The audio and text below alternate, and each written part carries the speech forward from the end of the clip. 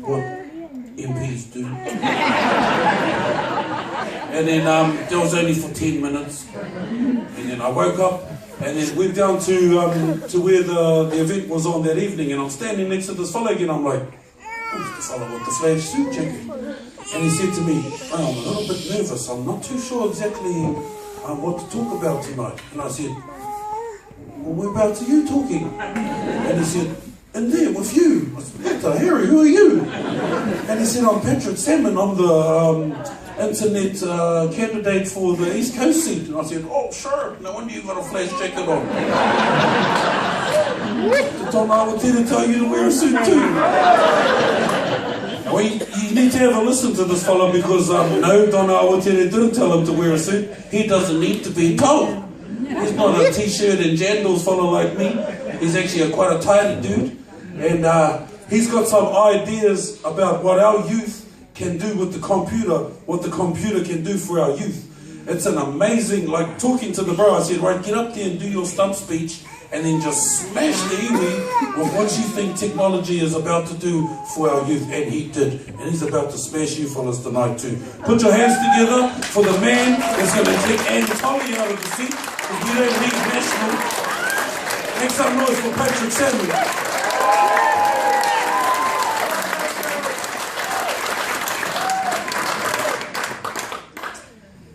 He mihi atu ki a koutou. He mihi atu e pāpā mō tō karakia, mō tō mihi whakatau, ki a mātou e tēnei ahi pō, he mihi. He mihi atu ki a koe, tōku whare a tāwha, ōku tipuna, he mihi atu. Oh, I've been around talking whānau, out there with our East Coastians, and just tonight being here in our whare, being at home, and been lucky enough to bring a couple of our workmates here to meet you fellas. It's very, very humbling at the moment. I feel a huge siege of power around me.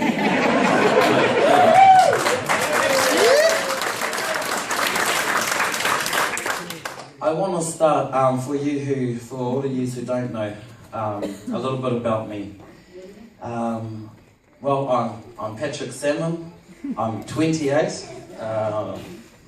I am a beautiful product of teen pregnancy. My mother and father were 16 and 17 when I came into this world. And back then, you know, very old school whānau, instantly my kuia and kraua stepped in with the rest of the whānau to ensure that my mum could still finish off her schooling, and then that mum could go into tertiary education to build us a better life. I spent a huge chunk of my childhood at the marae, joined to my koro's hut. My kraua's name was Donovan Tunu Raimuna from Te Teko, and I would sit there on the pai with him, and this was my exposure, my first exposure to politics, and I would sit there. And because, you know, cartoons and that would be on TV on the weekend, but I had to go to Hapati and I had to go to all the pangihana with my koro. And so my sort of fantasy world revolved around the aunt there. And so I'd have whānau coming on this side, and then we'd have our team here on the pipe, and they would just battle it out in politics. And to me it was like my koro hape, he was like Wolverine, he had the side burns, but you know, his kōrero, and that was their mutant powers. It was their kōrero. They would stand there and throw something out of their mouth to disarm their opponent. And I was just, you know, being 4 or 5 years old, I was hooked in seconds to politics. I loved it. After that I went towards a future that I wanted was in education. So I took that pathway, and with the support of my whānau, and especially my wife as well, who's here, and my tamariki, they've actually given me this opportunity to actually achieve it. So thanks, babe.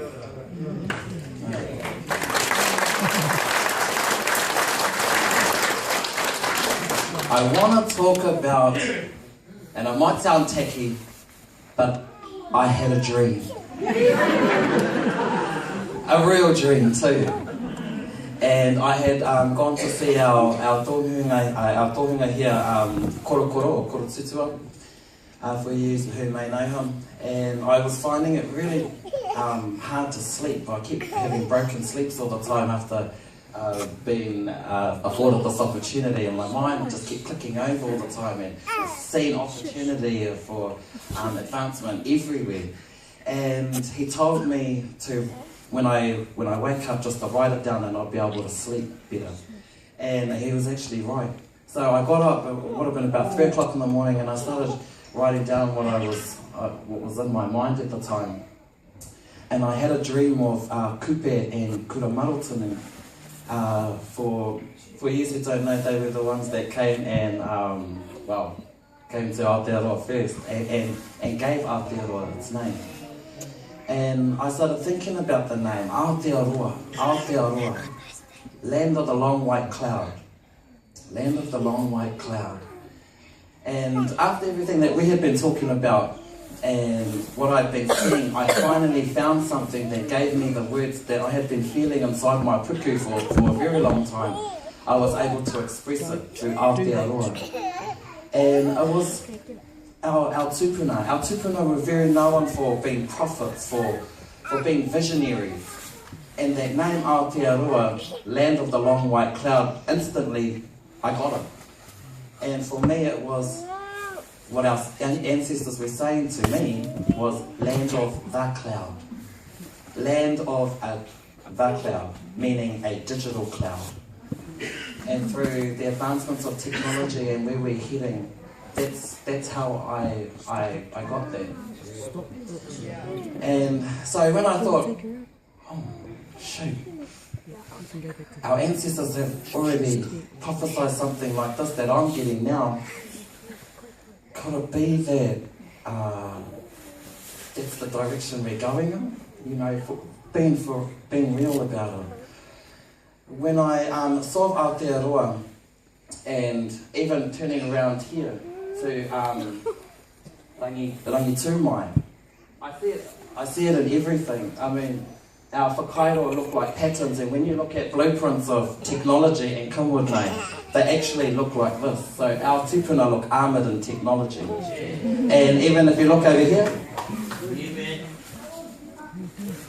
that's the symbol for Wi-Fi.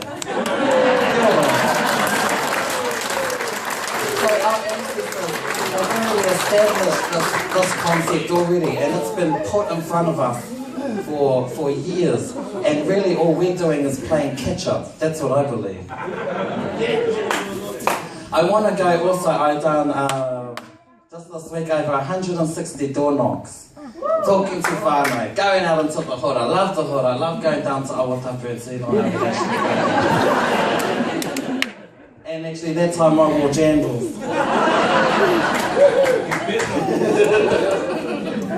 But no, I went down there, and what I found in common with everybody that I was talking about, and majority, was that lots of them had tohu, lots of them had huge student debt, and no job.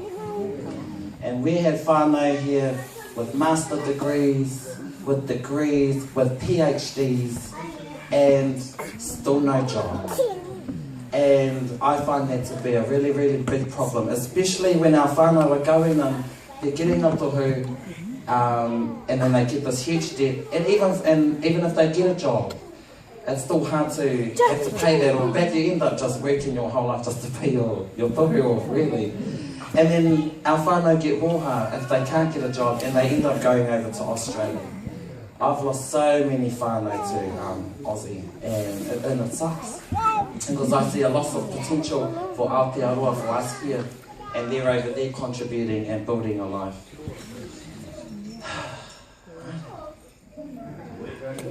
Well, I'll probably be straight up around this.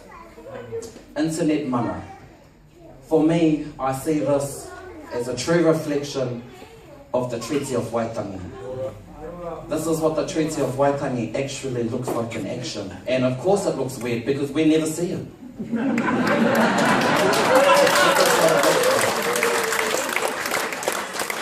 I'm so privileged and very humbled to be a part of this team, a part of these juggernauts and warriors. But I want to ensure you too, whānau, that I'm in safe hands with these guys, and I'm just overwhelmed. But no, I just want to thank everybody for coming out tonight. I know that we've got a whakatane is really buzzing tonight. We've got the anti-violence up at the Liberty Centre, e mihi atu ki a koutou. We've got the Cousins 21st next door, and another one of our cousins who just got married out from Taifakaya, so e mihi atu ki a rātou. My name is Patrick Salmon. I am your East Coast candidate running in the general role. And I vote for me if you want a better New Zealand, a better Aotearoa, and someone who will work very, very hard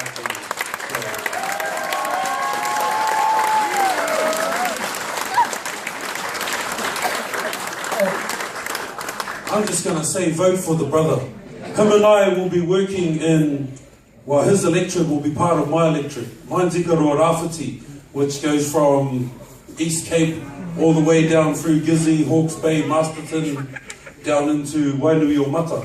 And his is a section of that.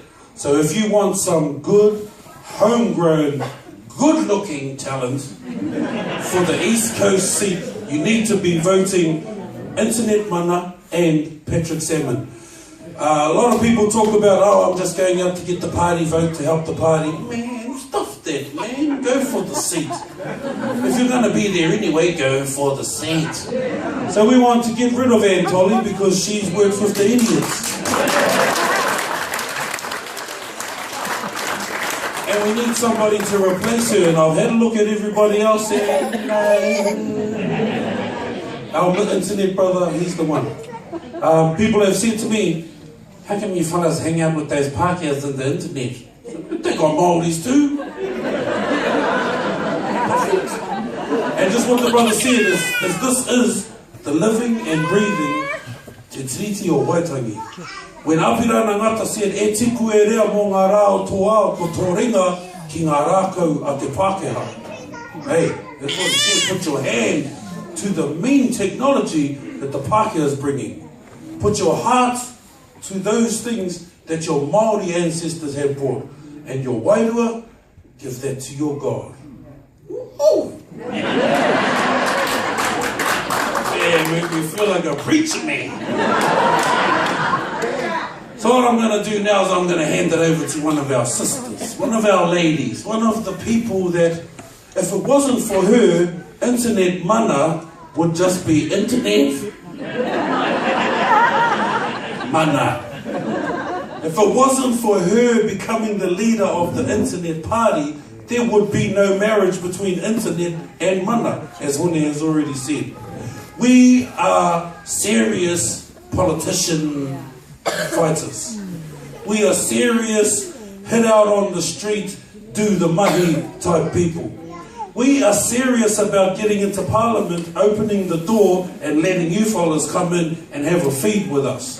And we needed somebody to run the Internet Party that was just as serious about all of that stuff as we were. And I'll tell you what, if this lady hadn't said yes, then all of those people, the 99.999% of mana that weren't too keen, I would have joined them. But I was the 0.9%. I said, Hone, whatever you want, boss. But this lady here, she takes all the doubt away. She fights just as hard as the rest of us, and she's been doing it for a long, not that long, a long time. Put your hands together, whānau Laila Hari.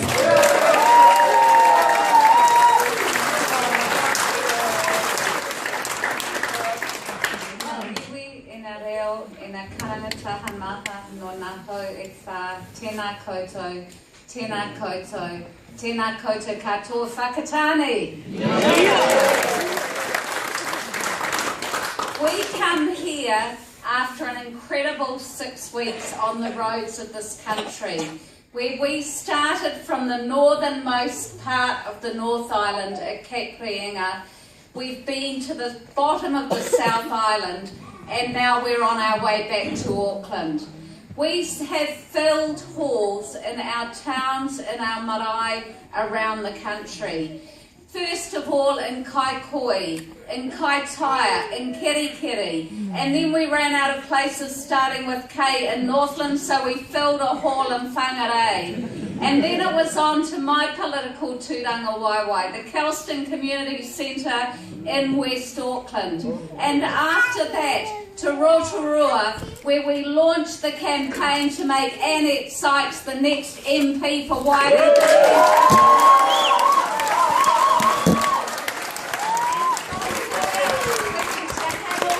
To New Plymouth, to Wanganui, to Palmerston North, to Wellington, to Nelson, to Christchurch, to Queenstown, to Invercargill, to Dunedin, to Timaru, to Blenheim, back to the North Island, to Lower Hutt, to Hastings, to Gisborne. Last night we were somewhere else that I have almost forgotten, Taupo. And this morning at Ruatoki, where we learned and heard the stories of those who faced the invasion of their space and their place 7 years ago, and brought our two stories together. Now here we are in Whakatane, just 3 weeks from the most important general election for New Zealand in a generation. And we are here with you to take internet mana into Parliament and to change politics in this country for the better. So thank you for being here tonight.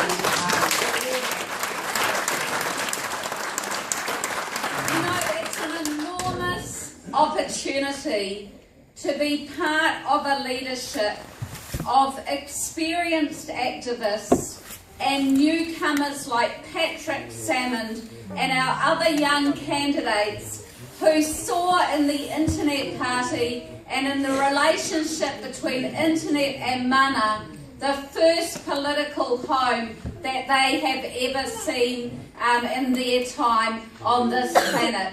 And I am so proud of Patrick, and he does represent the Internet generation, and it is time that the Internet generation took their place at the leadership of our political system. And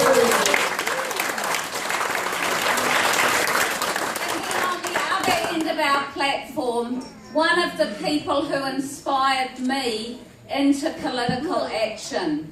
As a 15-year-old, a student at Auckland Girls Grammar School, I would take a note from my mother to my teacher on the morning of the Springbok Tour protest that used to meet at the corner of Karangahape Road and Simon Street on a Wednesday at lunchtime. And leading those protests was John Minto, and my mum would ask for me to be excused from school because I had decided as a 15-year-old that I wanted to stand beside people like John Minto, and I want to stand with him in Parliament and represent you after 6 years. In this election, New Zealand has been given 2 incredible political gifts. The first is the gift of Kim.com, who, as he has said in his story to you tonight, is a gift that was born from the being at the hard end of corporate and political power and facing something that very few of us could imagine what it feels like to face.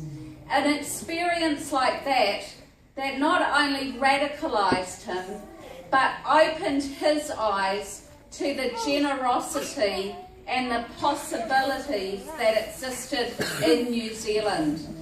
And Kim's gift was the invention of the Internet Party as a home for the Internet generation, as a home for people who had not felt a connection to the established political parties, people with creative ideas, people who are innovators, people who are talented, who work in their communities or on servers behind the, in those spooky basement offices of the big corporations or the universities.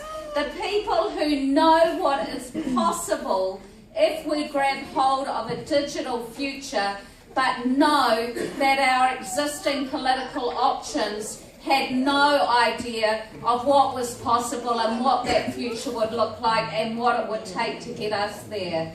Kim, in inventing the Internet Party as a home for these people, has made an enormous contribution to this country, and I thank him for it.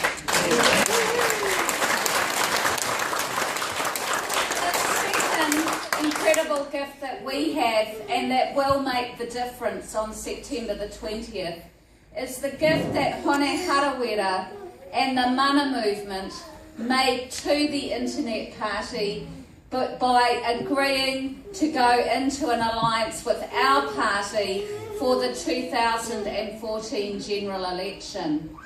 That strategic alliance means that every single party vote cast for Internet Mana, every single party vote of the supporters of the Internet Party, the supporters of the Mana movement, and now the supporters of Internet Mana will count, because Hone Harawira is going to win Te Tai Tokoro for the fourth time.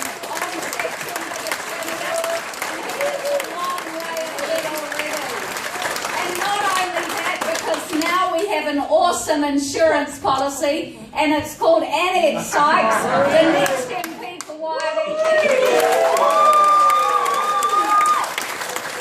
even though we are on track to winning 5% in our own right as Internet Mana on September the 20th, I tell you, I will have no shame in going into Parliament on his coattails or on her apron strings.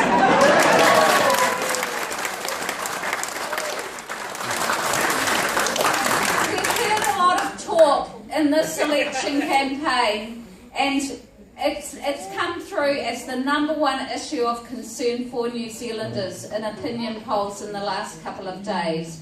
We have heard much talk about the inequality crisis that we have in New Zealand. We have solutions, as Mana, as John Minto and Hone have already talked about, for relieving the immediate impact of poverty and inequality. But we also have solutions for changing our economy in a way that can deliver the full employment that must underlie any real potential to permanently end inequality in this country. At the root of our inequality problem is 30 years of unacceptably high unemployment. 30 years ago, the things that we do well, the traditional industries that ensured that New Zealanders had a good job, were able to raise a family in a strong community on a decent income, 30 years ago, those industries stopped providing enough jobs to employ our growing workforce. And for 30 years we have not had a government that has had a vision of building new industries and opening new doors for opportunities for New Zealand to work on good incomes and in stable jobs. All we have seen is the growth of a low-paid service sector economy where we have a third of our workforce earning the minimum wage, a third of our workforce earning barely more than the minimum wage, and only a third of our workforce earning around or above the average wage. This is the story of inequality in New Zealand. And the solution of that to that inequality not only comes from redistributing some of the wealth that we have now in the form of higher wages and a living wage, in the form of immediate measures to relieve child poverty, to provide decent housing and so on. but it also lies in restoring the national promise of full employment. We have not had a government in 30 years that actually wants to guarantee full employment for every New Zealander. In fact, it has been a deliberate government policy for every government since Roger Douglas became the Minister of Finance to maintain a high enough level of unemployment to keep the pressure down on wage increases. This is not an accident. This is a deliberate government policy, and it is time that we had a government that was not just committed to managing unemployment, but to ending unemployment, and that is what our right to work policy that will take $8.6 billion over the next 5 years to create 100,000 new jobs. 50,000 new jobs each year in community-based local economic development that allows you to use your innovation and to apply your skills to do the jobs that need to be done in your communities.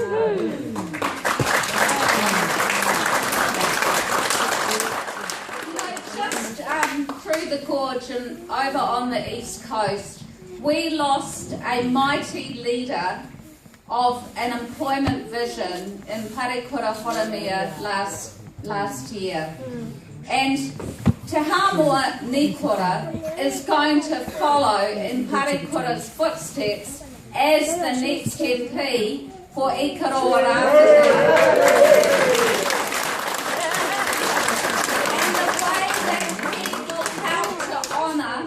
Parekura's legacy is by reinstating the kind of programs that he led as the head of the Community Employment Group in the Department of Labour.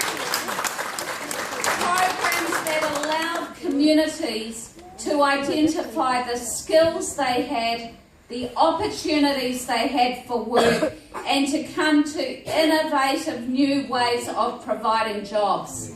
It was through those programs that we set up waste and recycling places around the country, that we invented the notion of zero waste. It is through programs like that that we will be able to provide wireless broadband access from our schools and hospitals and our libraries to local communities. It is through programs like that that every marae in this country could be a digital marae like this one. We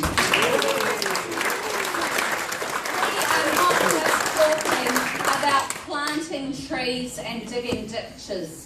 We are talking about releasing the creativity in our communities, the creativity of our young, to be innovative and to provide the services that you need in your communities.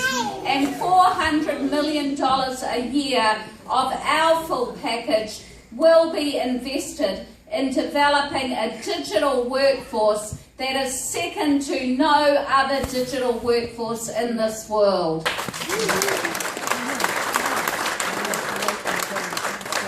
Because we cannot further intensify dairy farming. We cannot rely simply on unsafe forest jobs for quality work in our communities. We are not going to rely on deep sea oil drilling like this National Party to provide jobs on the East Coast. We won't have a bar of deep sea oil drilling. We will put a moratorium on it, and we will provide safe, environmentally sound and properly paid jobs for those communities, not environmentally dangerous solutions like that. What I want to talk about tonight is an issue that we raised in our meeting today at Waikirikiri Marae in Rotopi. And that is the issue of our internet freedom and our freedom from the protection of our privacy and our freedom from spying. People just very near to here have experienced directly what happens when a government wants to keep an eye on those who might have a different view of the world, on those who might aspire to change the power relations that influence the way that they live, on those who might dare to dream of self-determination or of independence for their people.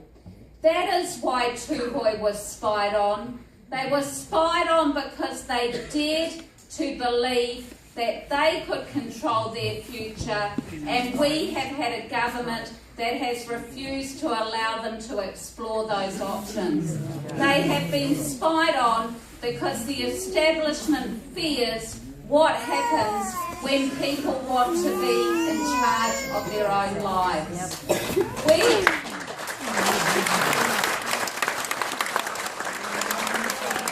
We announced today our Internet Mana policy, which will take the government off our lives on the internet, which will hang up the phone on the government spying agency. We will repeal the new GCSB and telecommunications interception laws which were passed last year, both of which allow for non-warranted mass surveillance on New Zealanders, something that we do not accept as necessary for our national security and is in fact an attack on our independence and our privacy. You know that every one of our emails, our text messages, our phone calls that originates in New Zealand and makes some kind of connection with the United States is stored in a massive cloud storage system in Utah. In fact, the NSA storage system has enough space to hold all the world's communications for 5 years. And because we are in the Five Eyes intelligence sharing arrangement, that means that we are being spied on, every single one of us. All our communications being stored, and we are spying through Waihopai on other people like us all over the world. Well, we are going to withdraw from the Five Eyes Agreement. We are going to protect New Zealanders. And we say that if there is a solid reason, a provable threat, then of course there will be a need for some kind of warranted surveillance in some cases, but the unwarranted mass surveillance of New Zealanders will be off the agenda if we win on September the 20th. Off the agenda too will be the Trans-Pacific Partnership Agreement,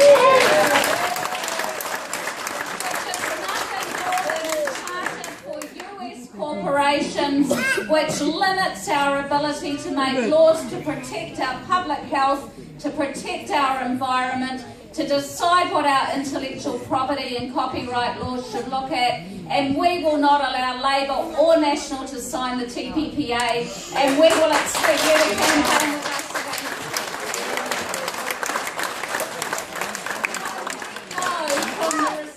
That we are receiving, that a change of government is possible on September the 20th. But it will only happen if you take control of the situation in the next 3 weeks. 190,000 18 to 24-year-olds are still not on the electoral roll. 190,000. They can enrol up until the 19th of September, the day before the official election day. And from the 3rd of September, next Wednesday, anybody can start to cast their votes. any day between the 3rd of September and the 19th of September. If you know someone who isn't on the roll, you can find a polling booth that's open on one of those days. They can enrol and they can vote on the same day. And if you vote early and share on Facebook, on Twitter, on all your social media channels, and tell all your whānau and all your workmates that you have already voted, then you will make it much more likely that they will vote too before September the 20th. In the last election, as many people didn't vote as voted for the National Party. In the last election, as many people didn't vote at all as voted for the National Party. The National Party did not win its mandate from those who voted National. The National Party took its mandate from those who did not vote at all. It is our job in the next 21 days to mobilise everyone we know, to use every bit of influence we have got to motivate people to enrol and to vote for change by party voting internet mana. Kia ora koutou.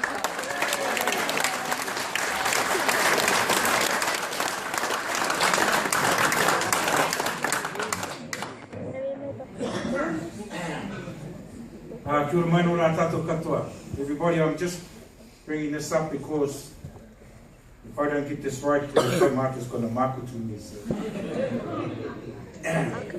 Tā mātou kai kōrero wakamutu mo te pōne, anei te tōna te whakapuare tanga mōna.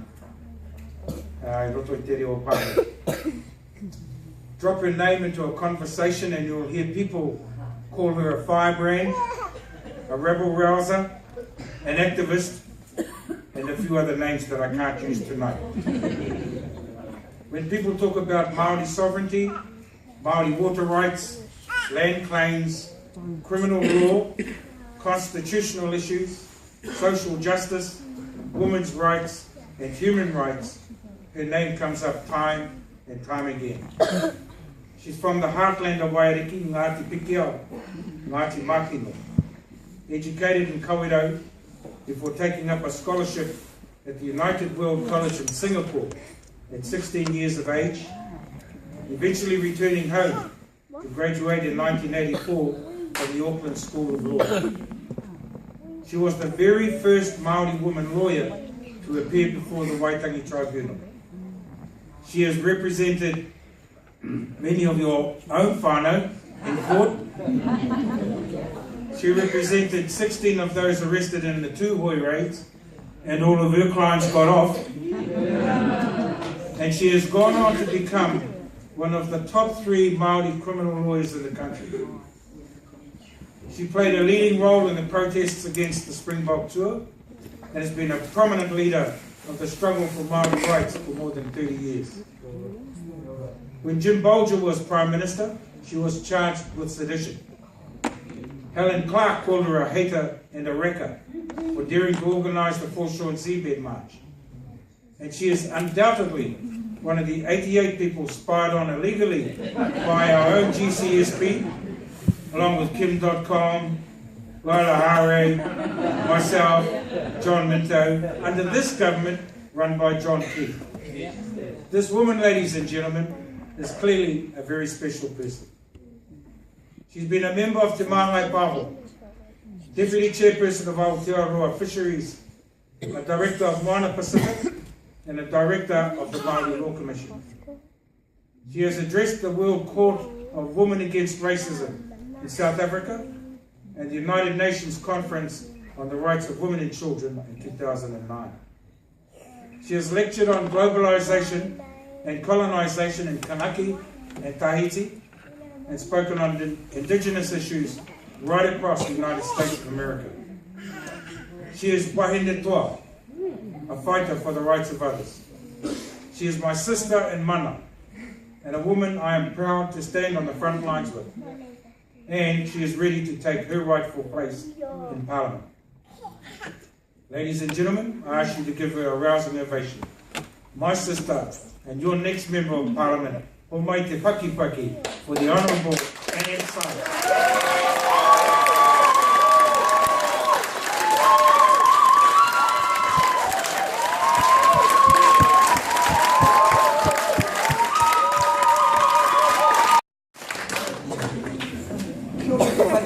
Kia ora tātou e hui mai nei I runga I te karaka te pō. Ka tū au ki te tautoko I ngā mihia I mihi te pō nei. Koutou o te pai tapu o tēnei whare a tāhua tēnā koutou. Ka hoki taku mahara I te wai o rāna taku pāpa. Ko tāku nei whakaro koutou katoa tētahi o tāna tīma kei pāho I pakangāna ki tā tātou nei rōpu, tīma rōpu no te rotu iti. Ana I ranga I tau tuahutanga kei te kōtaku ngā kau ki te kiti a koutou. Ko tāku nei mihi tuarua kia koutou I tai mai, kia whakarongo, kia whakawhitiwhiki, kia whakarohia me pēhea te huarahi tōtika I tēnei a wihiri. Ko tāku nei ki kia koutou. Ai, I te kāna ngā kōrero o te poi nei. Kau e wareware, ko te tuapapa o tēnei whenua rangatira Aotearoa nei, ko te tiriti o Waitangi. E hara ngā kupu noiho, ko te wairua I roto. Ko tērā te honanga mai te purangi nei kia tātou amana nei. Ōrite ki te wairua e hononga mai rangi nui kia papa tuanuku. Tērā o ngā wairua whakaro, tērā o ngā kōrero I puta, he kōrero rangatira. He kōrero I whakaputa te oranga mo tātou katoa. Aha ko he Māori, aha ko he Pākehā. Ka huri atua ki tērā o ngā reo tuarua o tēnei whenua, engari kei te tino mihi atu kia koutou. It's been an inspiring evening since I arrived here outside at the Maho. I was greeted by a group of disabled members of our community who'd come to see the picture of the lady on the billboards out at Pāroa. And I was embraced by the genuine love of young people who had seen someone who had actually written a policy for them. Because one of the things from the last 3 years that I've been acutely aware of since my mother had a stroke is the need to develop policies for all members of our community so that they are included. So I want to thank the organisers of that rofu that brought all of our young people here to listen this evening.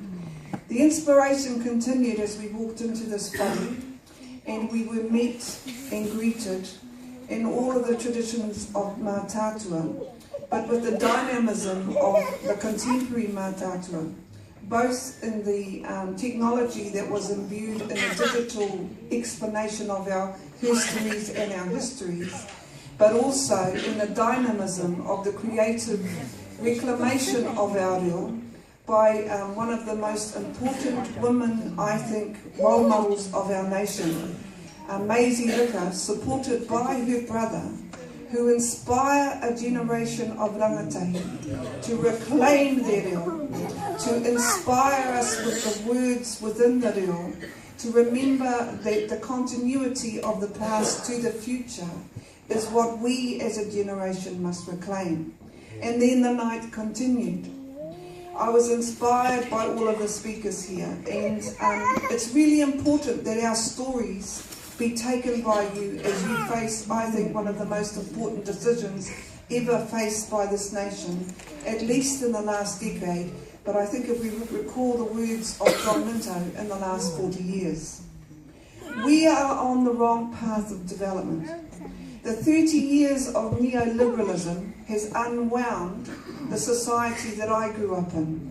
It's unwound it in a whole range of ways that has caused deep pain into all communities. Whether you're middle class or lower class, whether you got no class, frankly, all of those communities have suffered as a consequence of those policies of neoliberalism. It's a flash word, but it actually has a real simple understanding.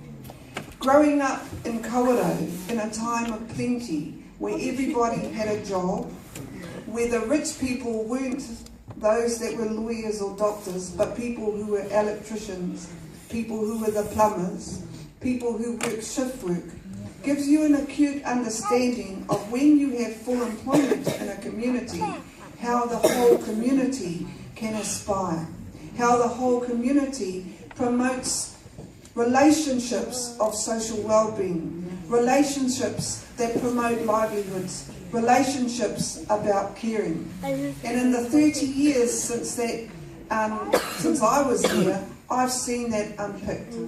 I've seen jobs lost at Kawerau. I've seen jobs lost here in Whakatane and not replaced.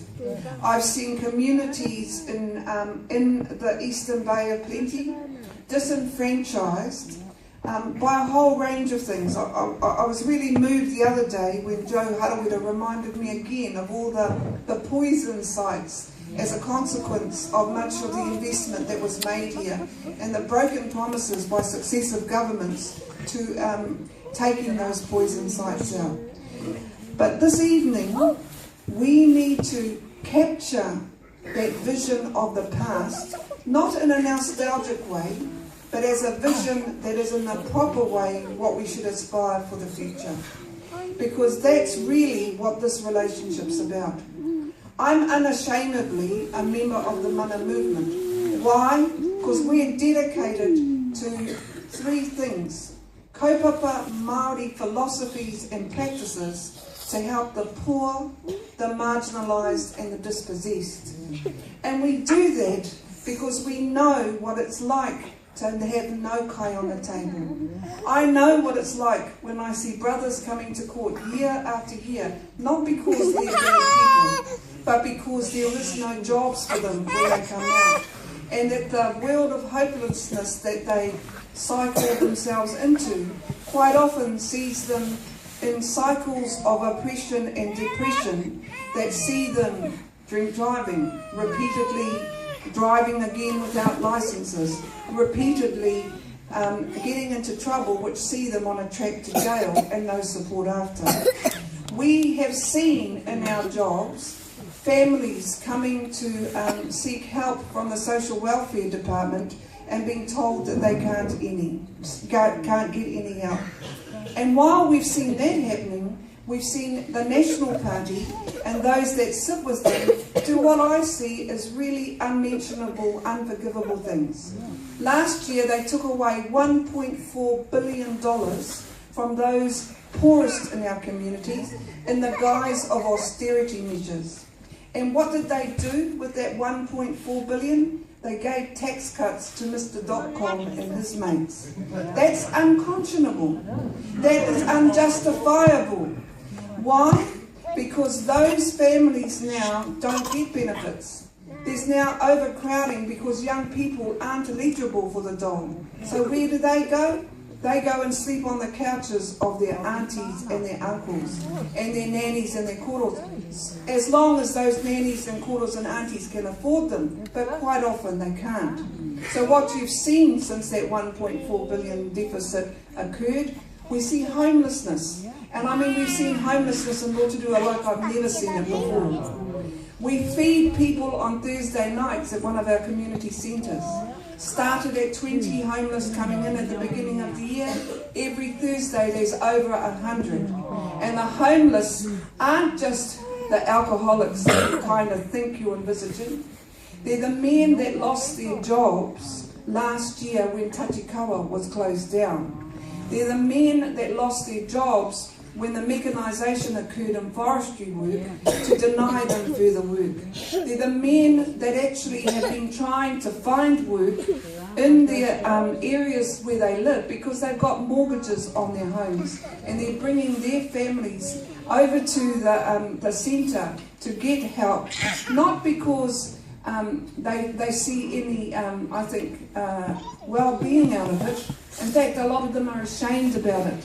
But it's the first opportunity sometimes in a week. They have a kai where there's meat as part of the diet and there's fresh vegetables as part of the diet.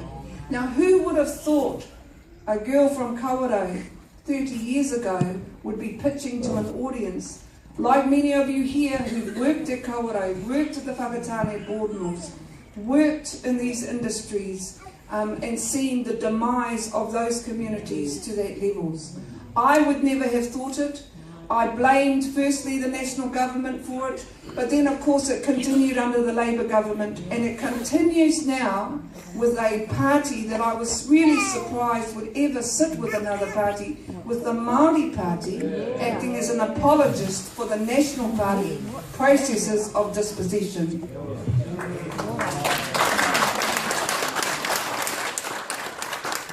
And I don't want to be all doom and gloom, but we've got to set the scene realistically. And we've got to set it so that we understand what bold policies we now need to do to make the changes. We've got to challenge that whole model. It's not about profit before people. It's about livelihoods before poverty. It's about simple things: feeding the kids, providing dental nurses and free dental health for everyone at school.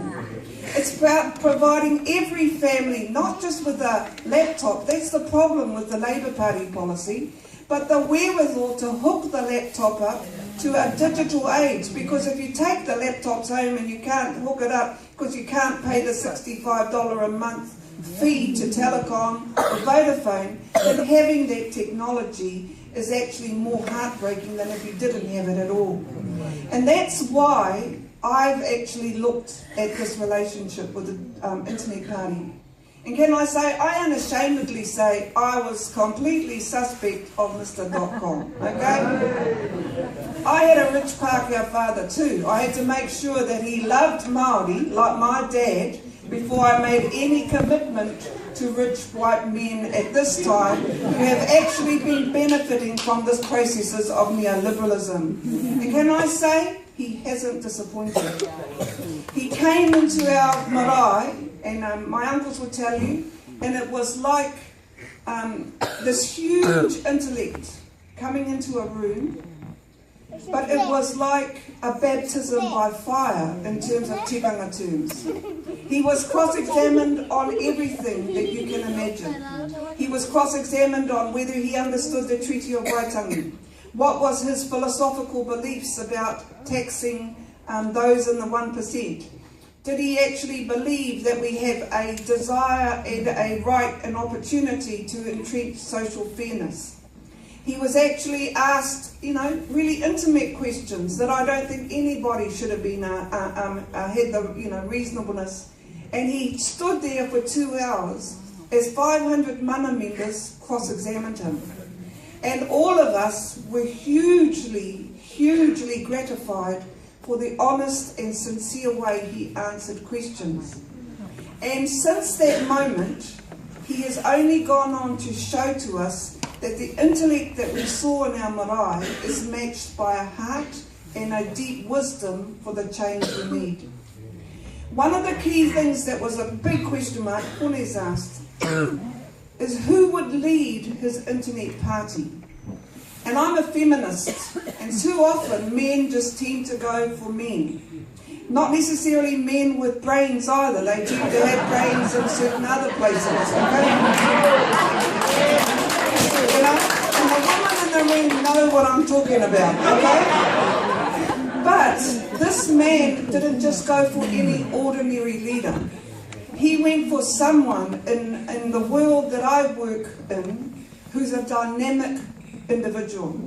She's been working for union rights since I've ever known her. But she's also been working in the Pacific for Indigenous rights, in workers' rights, since she left the Alliance movement. She came back as a researcher for the Greens, and she attacked with the same vigour that she has attacked union rights, the whole question of environmental degradation that has occurred in this country, particularly in our waterways and particularly in our deep sea oceans. She has done all of that, and she's a lot younger than me people, because why? Like us all here, we believe in the values that guide this nation. And those values are really simple things. They're about promoting equality and egalitarianism. It's about making sure that we are all looking after each other, manaakitanga. It's about looking after our Mother Earth, and fundamentally in doing that, using that to find work. So I want to bring it back to Wairiki. This electorate and Hone's electorate is the most important electorates of this election. Why? Because if Hone wins Te Tai Tokerau and I win here, we limit the options for the National Party to form another coalition of oppression. So that is why tonight's meeting is hugely important, and the strategy of your decision is even more important. And I don't want to takahi the Māori Party, because that's not why the strategy is being developed. But as long as we have people who want to continue to sit at the table with people who envisage another 10 years of neoliberal positions and see that there is power in that, then we are doomed to changing the values and situation that we all want changed. Because I just ask you this simple question. Do we really want another national government? No. Then can we change that from happening in the next 3 weeks? Can we do it? So how do we do it? Really simple. You must vote me in here, and you must vote Hone in there, and you must give your party vote to Internet Mana, because we will take a vanguard of activists to Parliament, and we will demand the change that we want.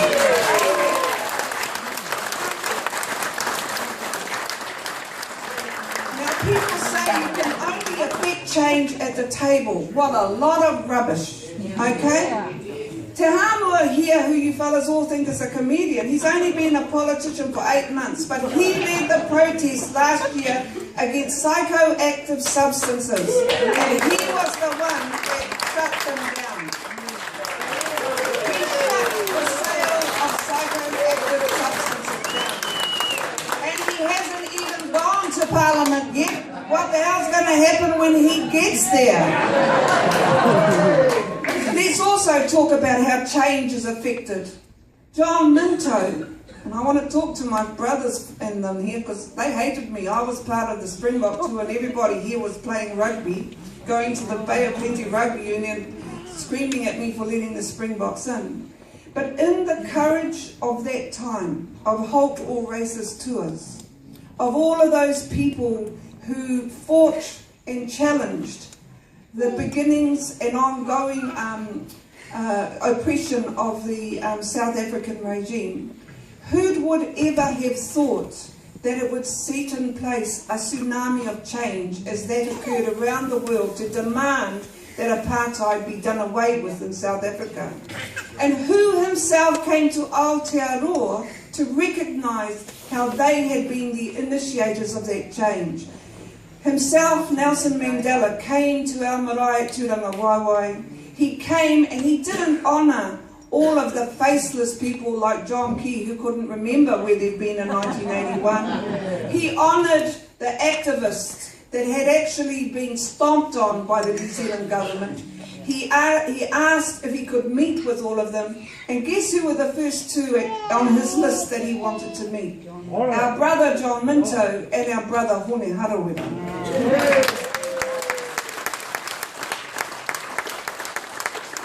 And then we had John Key tell us that Hone Harawira shouldn't even go to a tangihanga last year, to the man who had travelled all those thousands of miles to honour these two.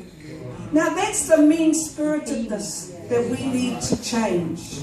And we need to do that in the powerful and clever way that we can. So I really want to do, really impress on that. Now, we started this evening with dynamism about women. And Lila normally includes this as part of her presentation, but she didn't tonight, but I will.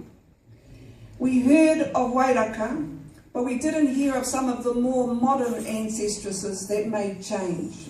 One of them was Rangi Tōpiora, who signed the Treaty of Waitangi. She was the military strategist for Te Rauparaha. One of them was Mere Manga Kahia, who was a member of the women's suffragette movement and a member of Ngāti Kahungunu, but a fighter for Kotahitanga as well. Those two women I want to highlight fought for the right for women to vote. This year, on September the 19th, it's 121 years, women, since we got the right to vote. I want us all to take 10 people with us, women, and vote on the 19th of September.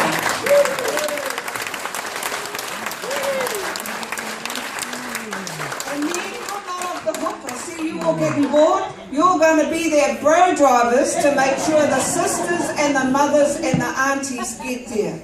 Why? Because you should treasure the power of democracy to change. You should not believe the spin that some of those in the dirty politics regime would think that you have no power. Nothing will change. That is quite wrong, because I can tell you with these 7 people here, we will bloody make change, and we will do it credibly, and we will do it for the people that we're fighting for. I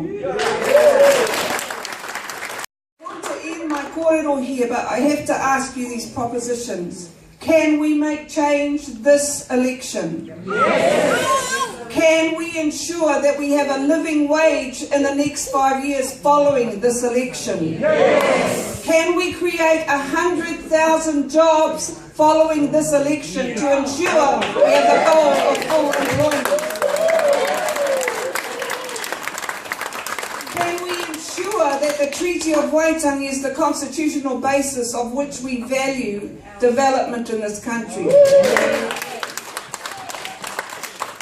And finally, can you give your party vote to this dynamic movement, because that party vote is the power of change that this country needs. Kia ora.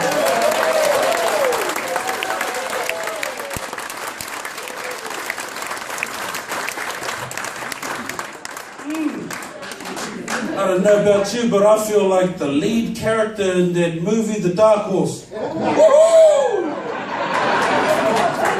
Baby school.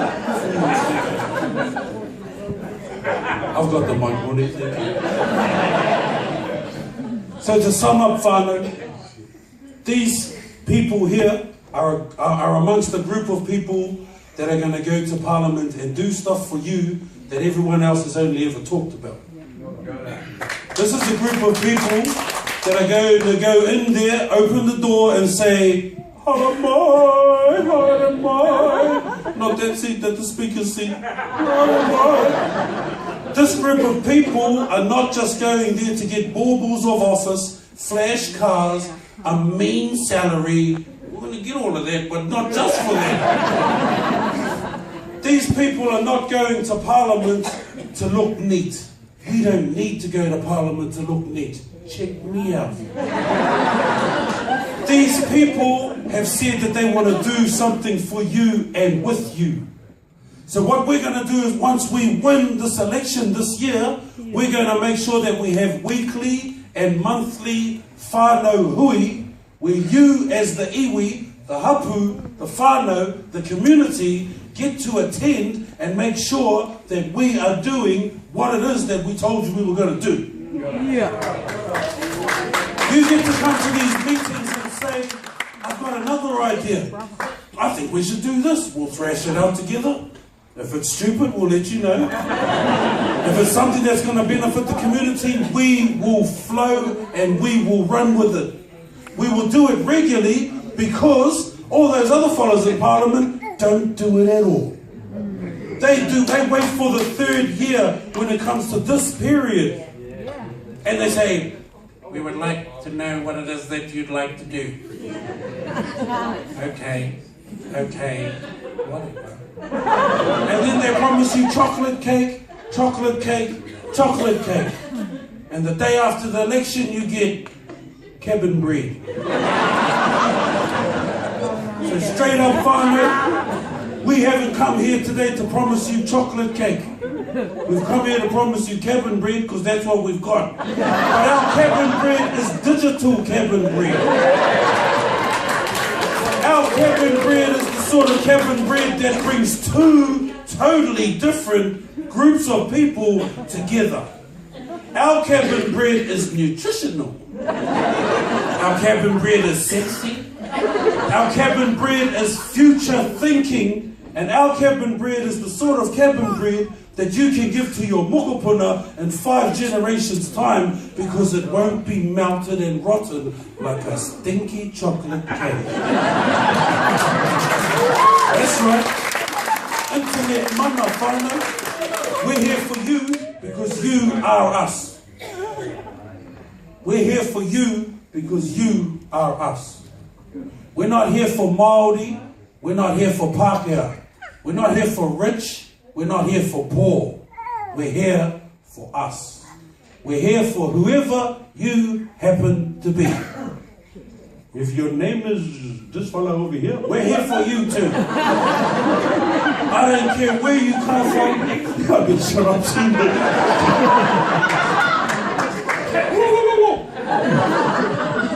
So I'm just going to stop there.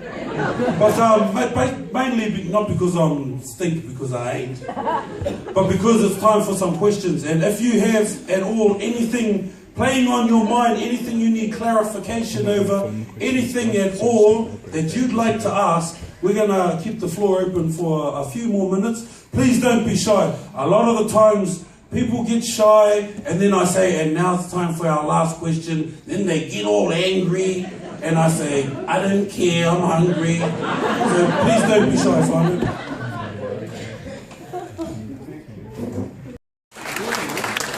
We agree that it would be far preferable to have an alternative to 1080 that was as effective as 1080 at dealing to pests in our forests. We are committed to using part of the funding for our Right to Work program for pest control, which would be more labour intensive, but would also avoid the use of poisons in the forest. So the commitment that we make is to phase out 1080 as other effective alternatives that are more labour intensive are funded and are organised.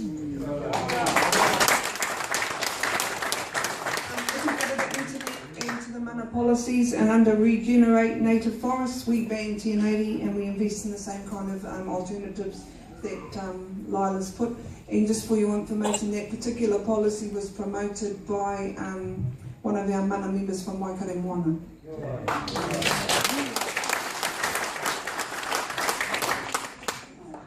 Kia ora koutou. Kei konei ahau. I'm very interested in your kōrero with regards to no farming, no forestry. What are your plans then for our whenua? We've got lots of it. We've got lots of tamariki with no work. How's that all going to be put together with internet mana? Kia ora. We're not about no farming and no forestry. What we recognise is that the pastoral farming that we excel at as a country will continue to be a vital part of our economy, but it has reached its limits, both its environmental limits and the limit of its potential to create new jobs. So it's not about stopping farming, but it's about recognising that farming and other primary industries do not have the capacity to produce new jobs directly on the land.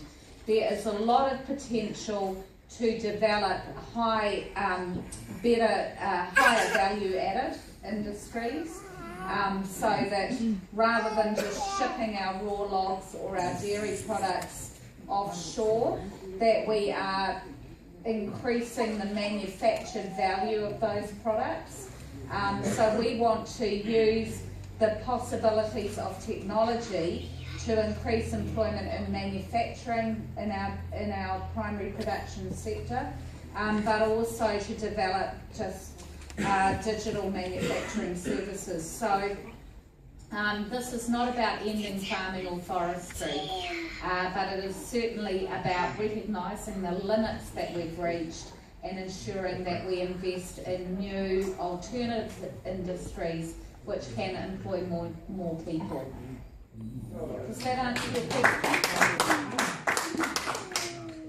Food security, right? 2013, Yeah. the United Nations said the world was hungry. Yep.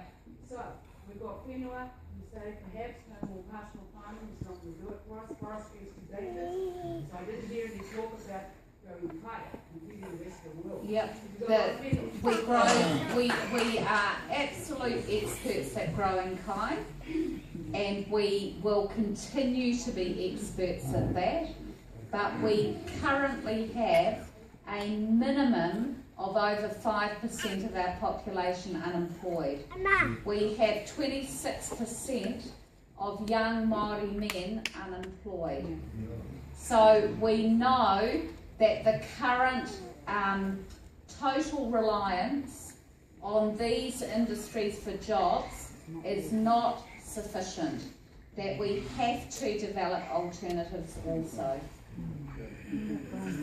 Can I say that the Mana movement prides itself on being a movement inside and outside Parliament. In terms of growing kai in Rotorua, if you come to our Mana Rotorua branch, I think we've got 19 gardens that we manage, and we provide kai from those gardens to all the poor communities from them. We're really lucky, we have a Mana member called Bernie Hornfeck. I don't know if you know him. He is an absolute advocate for climate change and using the sustainability of food, and we have a huge policy on climate change as well, which is a little bit different than the focus of your answer. I don't want to dominate, but kia ora. Ka pai. Can I just add, the type of work that we can do as an alternative to those, and like Lila said, we're not saying don't do those anymore, but there's so much other work that we can do as an alternative of those because of the internet at the moment. There's a young girl who is an amazing singer, and she's getting quite big in Aotearoa and overseas. Her name is Magic, and Magic has been doing wānanga with Sadala Marley, who's Bob Marley's daughter, via Skype once a week for a lot of years now. She has been rubbing shoulders digitally with some of America's best pop, R&B, hip-hop and reggae artists once a week for many years now. That girl now knows her swag. That girl now knows what she can do in the music world because of the digital ability to have a conference with Usher, because of the digital ability to sit down with Beyonce and have a corridor once a week. Those are the sort of opportunities that we're looking to open for our community. We're not saying don't farm anymore and don't do forestry anymore, but what we are saying is that those are pretty much at the limit of what they can do for us, and we need to look somewhere else.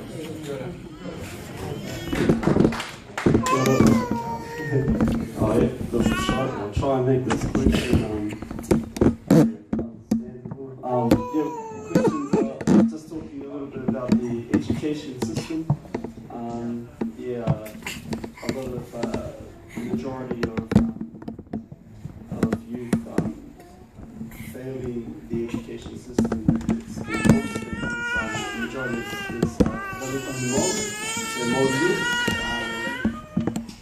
and also the highest paying jobs in New Zealand at the moment it's the technology, IT, computer programmers. Now, I know if money was invested into the schools to add in, to educate more students into computer programming, and if the Māori are failing the education system already, then what kind of initiatives would you put in place to help change those statistics? You have to be drastic, but just bring them up a little bit. Yeah. Hope you got that question. It's an awesome question, and thank you. You didn't sound nervous at all. Our program to modernise schools recognises exactly what you are saying is the current problem. That we have, huge disadvantage in terms of access to the tools that young people are going to need to lead economic development in the future. So our Modern Schools program does things right from primary school to change the way that education happens in our classrooms. First of all, we're going to scrap the national standards that National impose, because those standards are all about producing one-size-fits-all education, rather than recognising that for young people to excel in the kind of knowledge-based economy that we envisage, they need to be treated as individuals and be supported in developing their individual potential. And that can require a whole lot of different learning approaches. Secondly, we want to double the IT spend in schools so that teachers have proper support for using technology in the classroom and giving students access to technology in the classroom. We want to include computer coding and programming in the curriculum, which is not the case at the moment, and enable young people who are naturally picking up this stuff already and doing it at home to do it formally in the classroom as well. We want to introduce a direct subsidy so that low-income families who currently don't have access to the internet at home do have access. At the moment, 200,000 school-age kids do not have access to the internet at home.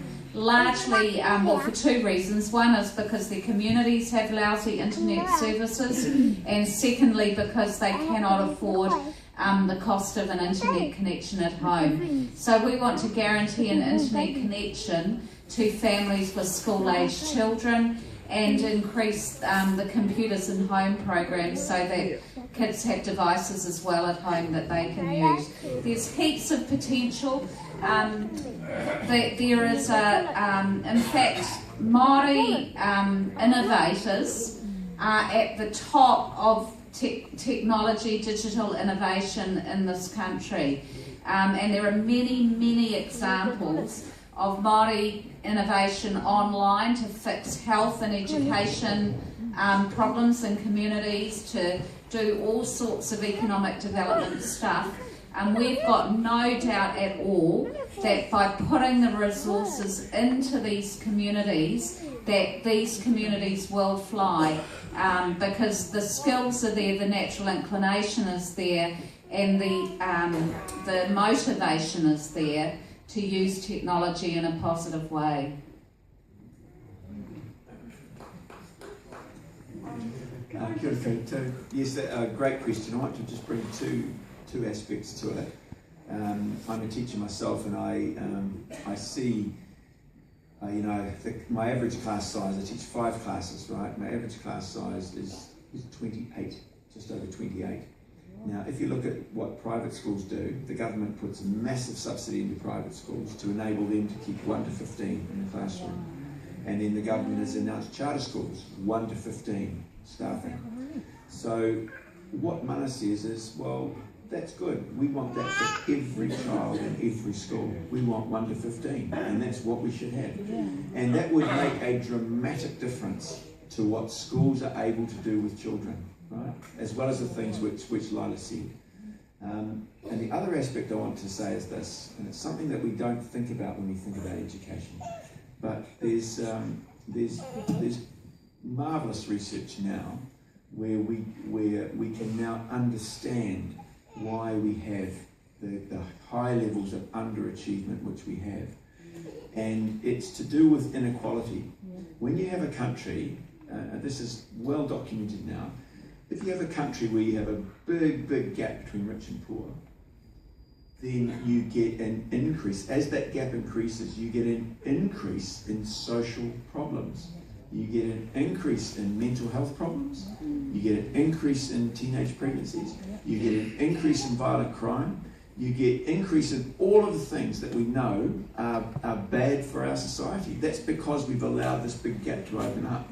In America, America, the greatest, richest country in the world, 35 million people living below the poverty line.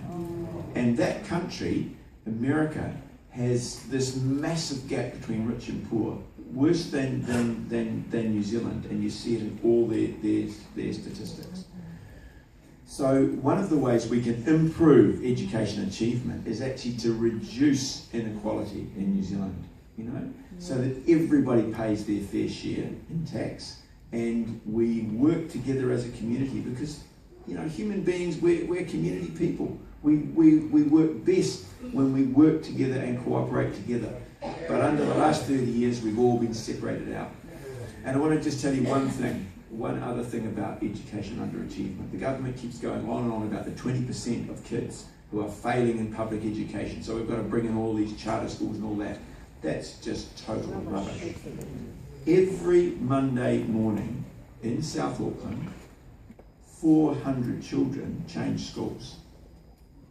Okay. Now I've been a teacher in South Auckland, and if you've got a class of 28 kids at the start of the year, you've got 28 kids in your class at the end of the year, but you've got 10 names crossed off up here and 10 names added in on the bottom. So what does this mean? It means that family are unable to support their children. They get behind in the rent, they have to leave a big debt and go and somewhere else. So the kids are this swirling mass of kids that are changing schools every few months. That is what those children cannot possibly get a really good education. They can't get a stable, good education. But the government says, oh, it's the teacher's fault, they're not teaching them properly. You know, it's actually the government that has created all these problems. And then, if you've got big problems and people would see the big problems, you've got to find scapegoats. You've got to find people to blame. And who do they blame? Well, they blame the teachers in the schools, and then they blame the unemployed. They blame people on benefits. They say, yeah, we haven't got a job for you. Well, they don't say that. They say, you know, get out and get a job. You know, what are there? There are no jobs. Out in South Auckland, they opened a supermarket. They needed, 200 workers to work in the supermarket. They had a queue 3,000 people long. People need work, they want work, and by hell, we're going to give it to them. Kia ora. And I did the other day with the Ngāti Awa Social Services Group. I want to talk about Ōpēhi Whanaunga Kore while we're here, because I'm really concerned that we have in the 21st century here efforts by a local council to develop one of the most important wāhi tapu in this country. And as a treaty lawyer, I've long asked our people to think really carefully about why we should be keeping national sites of significance of that private information just for our iwi. But sometimes when developers are coming in, there needs to be a process that we educate developers that that kind of development is absolutely damaging not only to the place itself, but to the cultural integrity of the people that live here. Now, Ōpēhi Whanaunga Kore trustees invited us, me and Hone, to go and have a look at it. And I was completely appalled that while we were there were people on a bike track going around over all of our whenua, where we know many of our ancestors have been placed to rest. Now, I am really clear in my obligations for mana that while the Resource Management Act provides some protections like Section 33 of the RMA Act, those protections are really invoked and give really real protections. And Ōpēhi Whanaunga Kore is one particular site that I really want to make publicly known that we of the Mana movement will oppose any development that places at risk the sanctity of that particular area for the peoples of Mātātua. And just as I have fought to get the rina off the reef, I will fight inside and outside Parliament if any development proposal is to unearth or in any way interfere with the sanctity of that land. Kia ora. Kia ora tātou aroha mai te mutu te wā kia tātou. Kei te mea atu au kia koutou katoa. Ngā piki me ngā heke o te pōnei, the good jokes and distinct ones. I thank you all for coming. I thank you all for having us here in your beautiful whare. I thank you all for becoming a part of something that's going to change the way that things are done in Parliament in Aotearoa. That we're going to make it better for your kids and for your grandkids and for their grandkids. And we're going to change it forever. So, kei te mihi kia koutou, tēnā koutou, huri noa, tēnā koutou katoa.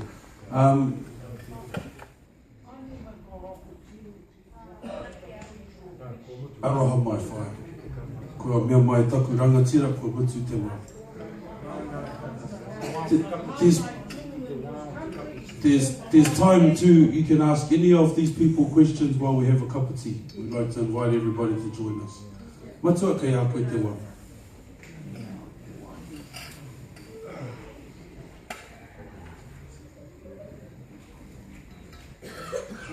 Ka tia ki ora tātou te whānau, where nau to maa ko mutu tēnei hui kai mani a tātou, o tēnei pō, te mi hetira, kia koe ki te rangatira hone. Ki te whānau, tō rōpuru, ki ara mai nei kōtou, ki te kōrero, ki te whānau, nei ki o te waiariki. Te waiariki, me te tai rāwhiti, where Avatanga whānau kia tātou.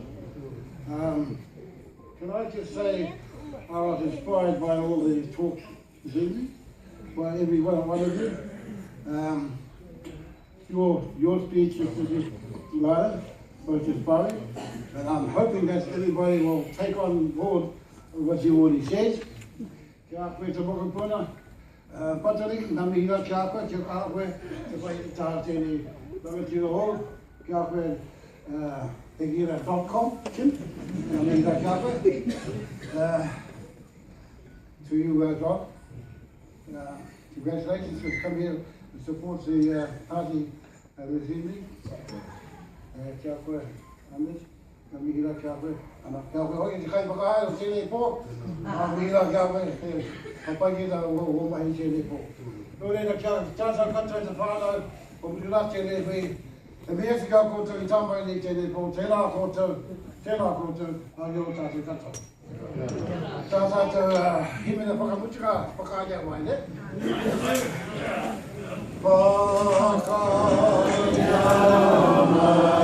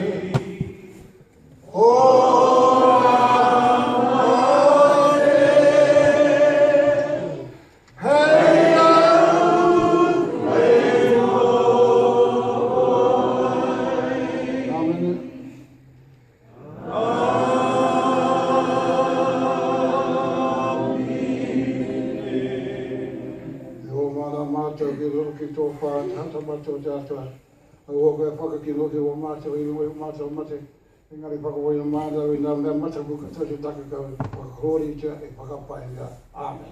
Nā kia ora tāta, I'll bring the cup of tea. Go out the door.